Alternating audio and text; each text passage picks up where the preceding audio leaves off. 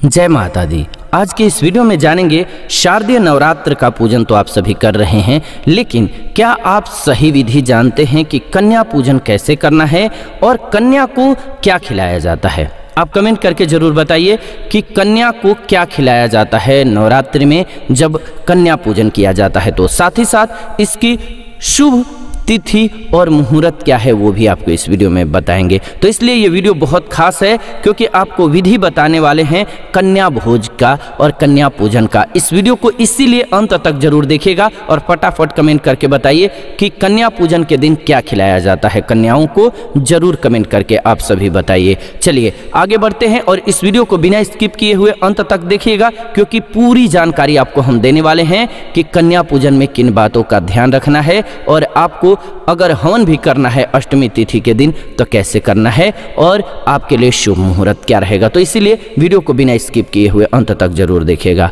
आप देख रहे हैं हिंदू देवी देवताओं का चैनल जीवन जीने की कला स्पिरिचुअल। जी हाँ, 15 अक्टूबर 2023 से शारदीय नवरात्रि का पर्व जो है स्टार्ट हो गया है और 22 अक्टूबर को अष्टमी और 23 अक्टूबर को नवमी रहेगी। जहां पर अष्टमी के दिन पारण होता है वहां पर और जहां पर नवमी के दिन उपवास खोला जाता है वहां पर कन्या भोज और पूजन होता है। कन्या पूजन को कुमारिका पूजन भी कहते हैं। यदि आप भी कन्या भोज कराते हैं तो आपको पूरी विधि जानना चाहिए कैसे करें कन्या की पूजा। तो कन्या भोज के पहले कन्या पूजन किया जाता है। इस दिन कम से कम 9 कन्याओं को आपको आमंत्रित करना है और आपको ध्यान रखना है कि कन्या जो हों वो 2 वर्ष से लेकर के 10 वर्ष के बीच की हों।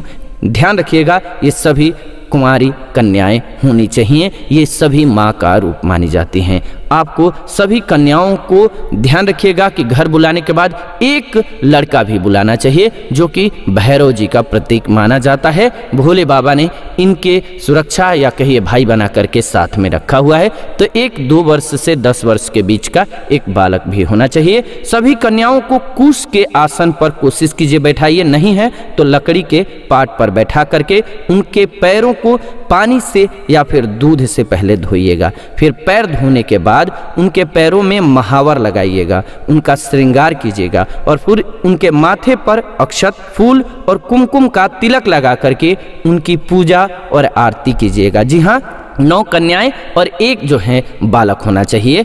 इसके बाद सभी कन्याओं को भोजन कराना है। साथ ही साथ एक लांगुरिया यानी कि छोटा लड़का जो मैंने कहा उसको खीर, पूरी, प्रसाद, हलवा, चने की सब्जी आपको खिलानी है। क्या खिलाना है आपने उम्मीद है कि कमेंट करके जरूर बताया होगा। सबसे मुख्य रूप से क्या खिलाना है, खीर जरूर खिलाना चाहिए और पूरी, प्रसाद, हलवा, चने की सब्जी ये बहुत जरूरी होता है। भोजन कराने के बाद उन्हें दक्षिणा दीजिएगा, उन्हें रुमाल, चुनरी, फल और खिलौने दे करके उनका चरण स्पर्श करके खुशी खुशी से विदा कीजिएगा। कन्याओं को तिलक करके हाथ में मौली बांध करके गिफ्ट यानी कि दक्षिणा कुछ जरूर दीजिएगा, आशीर्वाद लीजिएगा उनसे, फिर उन्हें विदा कीजिएगा। और ध्यान रखिएगा कि चुनरी दे रहे हैं अगर तो लाल रंग की दीजिएगा। माता को लाल रंग बहुत पसंद है तो कोशिश कीजिएगा जो गिफ्ट दे रहे हैं वो लाल कलर का दीजिएगा। कुमारी पूजा में ये बालिकाएं माता देवी दुर्गा के अलग अलग रूपों को दर्शाती हैं। कुमारिका, त्रिमूर्ति, कल्याणी, रोहिणी,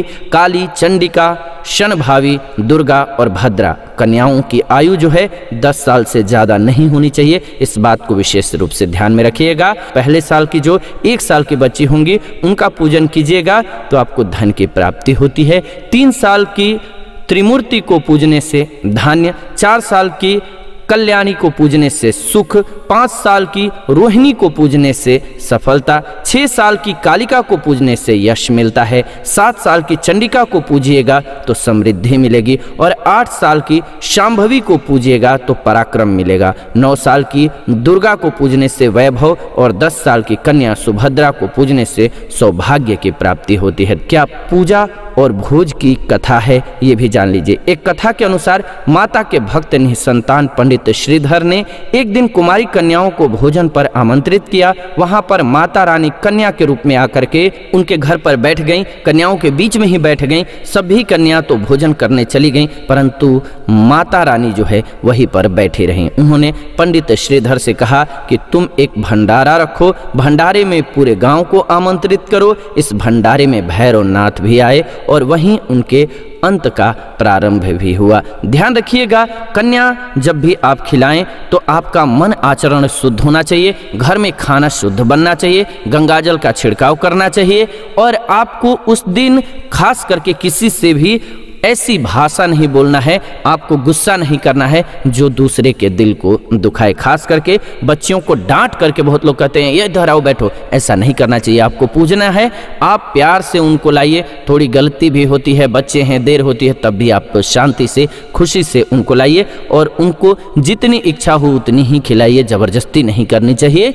आप प्यार से जितना वो खाना चाहते हैं उतना ही खिलाइए। बहुत लोग क्या है चाहते हैं कि मुझे बहुत ज़्यादा फल मिलेगा इसलिए ज़बरदस्ती करते हैं, तो कन्याओं के साथ कभी भी आपको जबरदस्ती नहीं करनी चाहिए। इस बात का विशेष रूप से ध्यान रखना चाहिए। अगर आप चाहते हैं कि आपके घर माता रानी आए और आपका जीवन सफल बनाएं, आपका जीवन खुशियों से भरे, तो इस बात का आपको विशेष रूप से ध्यान रखना चाहिए। अगर आप इन बातों को ध्यान में रखेंगे तो माता रानी आपको जरूर खुश करेंगी। अब तिथि के बारे में बात कर रहे हैं, तो अष्टमी तिथि 21 अक्टूबर को रात को 9:55 से ही स्टार्ट हो जाएगी, लेकिन चूंकि सूर्योदय का तिथि लिया जाता है इसीलिए 22 अक्टूबर को आप कन्या भोजन कराएंगे, अष्टमी तिथि मानी जाएगी। स्थानीय समय के अनुसार तिथि प्रारंभ और समाप्ति के समय में 2 से 5 मिनट घट बढ़ सकता है, क्योंकि जो आपका स्टैंडर्ड टाइम होता है वो घटता बढ़ता है, तो जिस एरिया में आप होंगे उसके अनुसार कम ज़्यादा होता रहता है। तो दुर्गा अष्टमी जो है वो आपको